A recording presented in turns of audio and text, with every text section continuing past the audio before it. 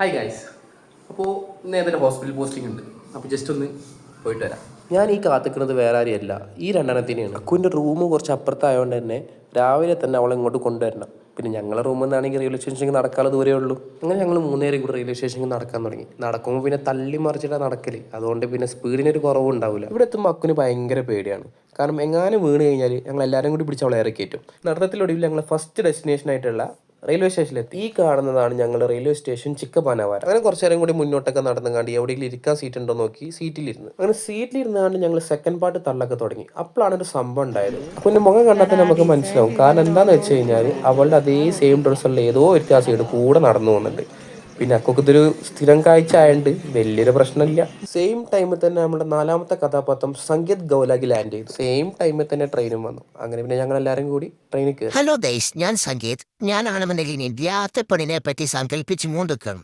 അതുകൊണ്ട് ആരും ഡിസ്റ്റർബ് ചെയ്യാൻ പാടില്ല കേട്ടോ. കൊറേ പെമ്പിള്ളേരുണ്ടല്ലോ അവിടെ. ഏതിലും പെണ്ണിനെ സെറ്റാക്കിയാലോ? അല്ലെങ്കിൽ വേണ്ട. പിന്നെ സെക്കൻഡ് പാർട്ട് വരുന്നുണ്ട്, കാണാൻ മറക്കല്ലേ.